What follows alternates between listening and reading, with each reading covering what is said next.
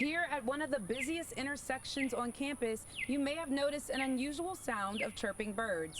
This safety feature is built into the pedestrian crossing to help visually impaired individuals safely navigate the area.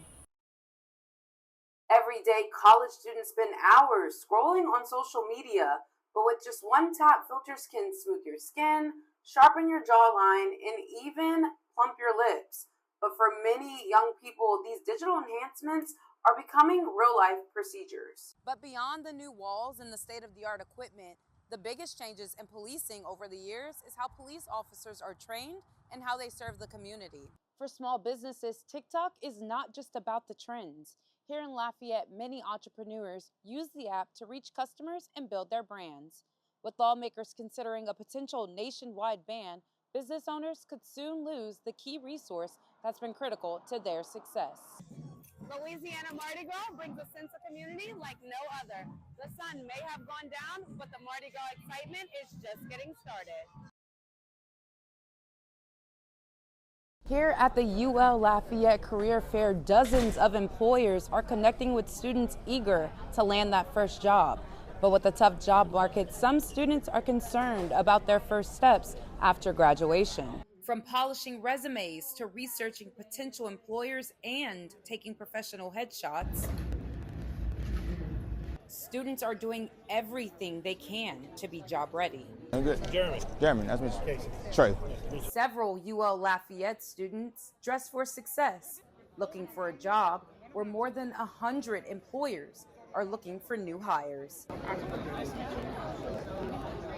UL senior Traylon Leonard is weeks away from closing his academic chapter and knows he needs more than an impressive GPA to open doors for him. In college, working to get this degree, but it's hard to get a job after you graduate, which is very kind of stressful for a lot of people. A survey from the online magazine Intelligent found that 58% of hiring managers say college graduates are not ready for the workforce.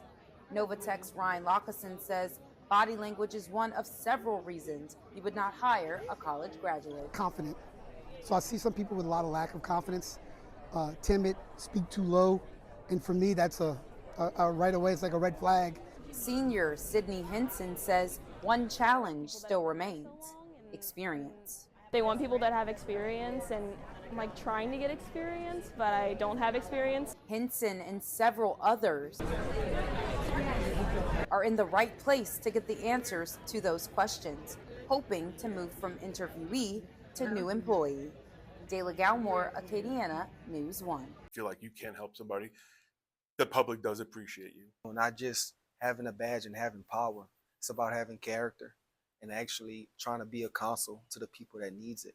A new multi-million-dollar facility is now the new home of the evolving Broussard Police Department. But beyond the new walls and the state-of-the-art equipment, the biggest changes in policing over the years is how police officers are trained and how they serve the community. Sergeant Jason Haynes has spent over 20 years serving and protecting communities. I started originally in Natchitoches Police Department in college, moved down here and started in New Iberia. I was in New Iberia Police Department for 3 years before moving to Broussard. Sergeant Haynes looks back on how police training has changed since he first went through the academy. It almost seems like, here's the laws, go enforce the laws, put the bad guy in jail. You want to help them more than just be the enforcer, put them in jail and forget about it. That's changed a lot. The journey into law enforcement looks different for everyone. For newer officers like Key Alford, it begins with the lessons learned long before wearing the badge. I grew up running track. I used it as a sport of discipline. My dad brought me up in it, and I learned a lot from it, learned a lot of discipline. For Officer Alford, discipline wasn't just about excelling in sports. It was about developing the mindset to serve others, something he carries with him every day as an officer. I know what it's like to need help and not get it, so whenever I'm available at all times, on or off duty, that's kind of where that principle comes from before I became a cop. Advancements in technology has changed how officers do their jobs. By early 2010, many police departments adopted body cameras as a standard tool for transparency and accountability. At the end of the shift, we'll put it on a docking station here.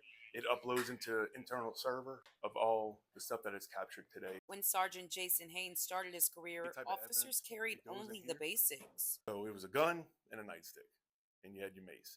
In addition to firearms, officers now carry less than lethal options, giving officers more ways to de-escalate situations safely. It's called a 40 millimeter launcher.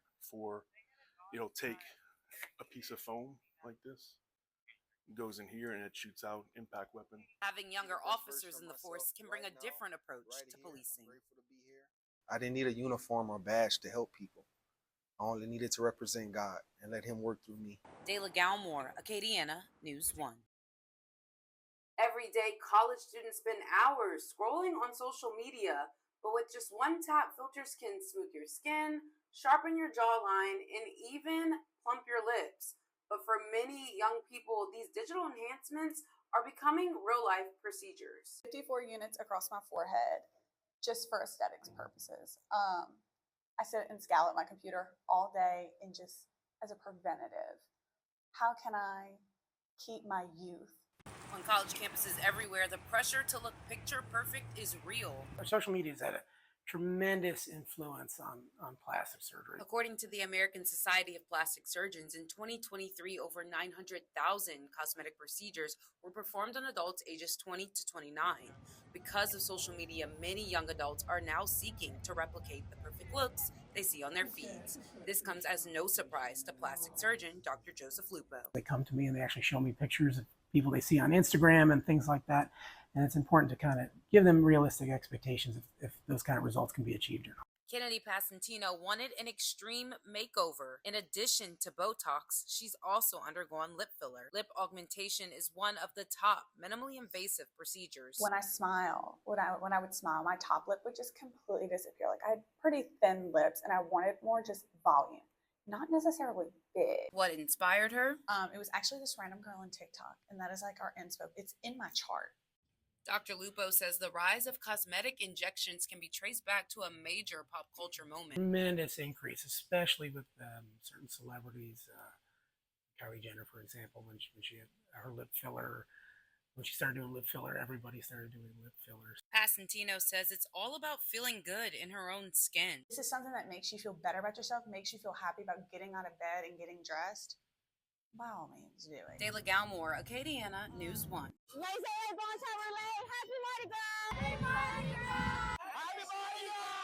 Queen Evangeline's parade in Lafayette is ready to roll. The parade is kicking off at the intersection of Jefferson and Simcoe, Surrey. I caught up with crew of Xanadu's Heather Mouton. Our theme is Barbie, and we're so excited that we have 5 floats and 95 riders this year. 30 floats loaded with beads, cups, and stuffed animals are set to carry more than 100 crew members.